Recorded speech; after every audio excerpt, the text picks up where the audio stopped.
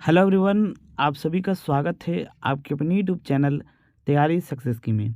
दोस्तों, इस वीडियो में हम लोग फिफ्थ सेमेस्टर हिंदी ऑनर्स के कोर पेपर 12 के प्रीवियस ईयर के क्वेश्चन पेपर को डिस्कस करेंगे। दोस्तों, अगर आप लोग हिंदी ऑनर्स के हैं और फिफ्थ सेमेस्टर के स्टूडेंट हैं तो आप लोगों को ये प्रीवियस ईयर क्वेश्चन पेपर बहुत ज़्यादा बेनिफिट करेगा। आप लोगों को ये समझने में कि किस तरह का सवाल आता है और आपको किस तरह से एग्ज़ाम में तैयारी करके जाना है। तो पूरा वीडियो को ध्यान से देखिएगा दोस्तों, ठीक है। तो और अगर आपको ये पीडीएफ चाहिए तो नीचे टेलीग्राम ग्रुप का लिंक है, उसमें आप ज्वाइन होकर के ले सकते हैं, ठीक है। पूरा फ्री ऑफ कॉस्ट है। तो दोस्तों चलिए हम लोग देखते हैं क्वेश्चन कौन कौन सा था। दोस्तों, मैं पर्सनली हिस्ट्री ऑनर्स के विद्यार्थी हूँ, तो हिंदी ऑनर्स मेरा उतना सही नहीं है। बाकी मैं क्वेश्चन बताऊँगा, आप लोग खुद कमेंट बॉक्स में आंसर कीजिएगा, ठीक है। और इस तरह के सवालों को ही पढ़ करके जाइएगा।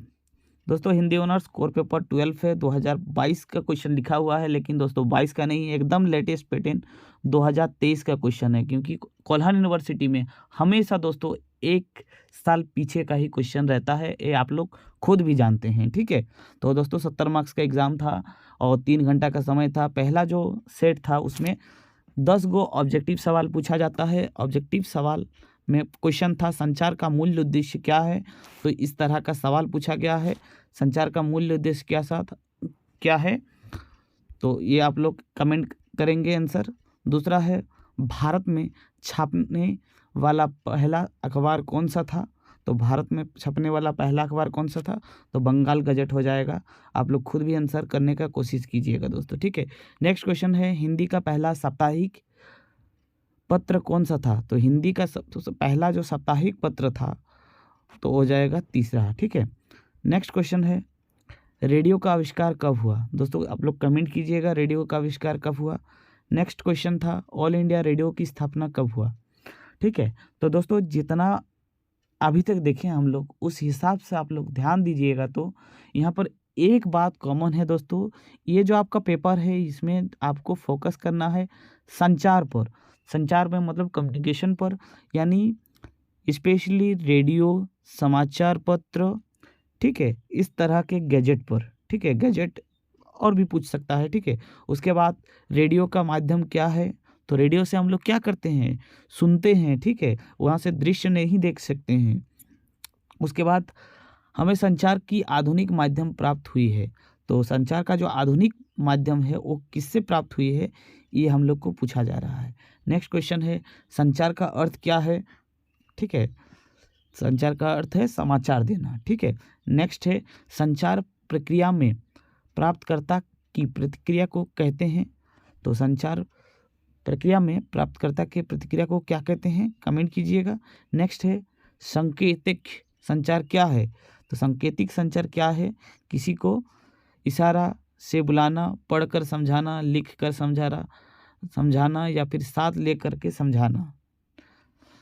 आप लोग कमेंट कीजिएगा दोस्तों। नेक्स्ट जो सेट है यहाँ पर आप लोगों को 3 क्वेश्चन 10-10 मार्क्स का पूछा जाता है। यहाँ पर ध्यान दीजिएगा, किन्हीं 3 प्रश्नों का उत्तर देना है। संचार के मुख्य प्रमुख माध्यम कौन कौन सा है। दोस्तों ये क्वेश्चन बहुत बहुत इंपॉर्टेंट रहेगा।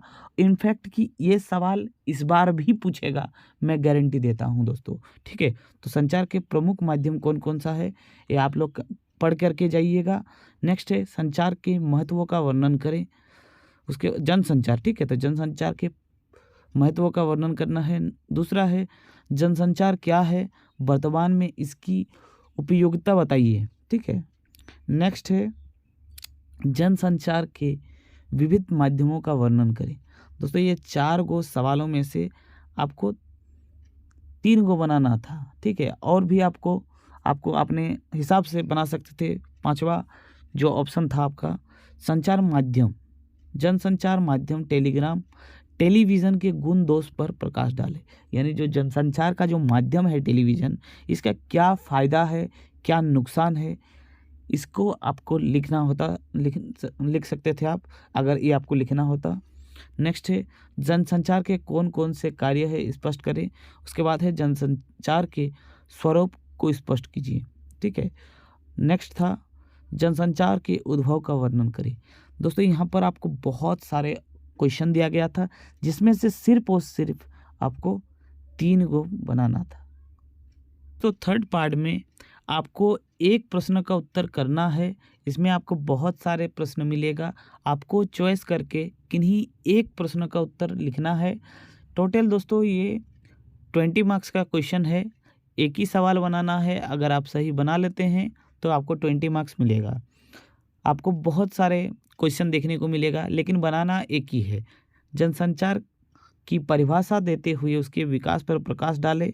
नेक्स्ट है जनसंचार की चुनौतियों एवं संभावनाओं पर प्रकाश डालें।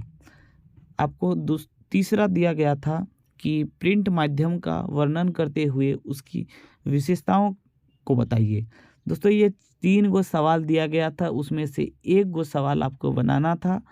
दोस्तों 10 गो ऑब्जेक्टिव में से आप कितना ऑब्जेक्टिव सही कर पाए हैं प्लीज़ कमेंट करके बताइएगा, ठीक है। और अगर आपको ऐसे ही वीडियो चाहिए तो प्लीज़ चैनल को सब्सक्राइब कर लीजिए और इस वीडियो को ज़रूर से ज़रूर अपने दोस्तों के साथ शेयर कर दीजिए, ठीक है।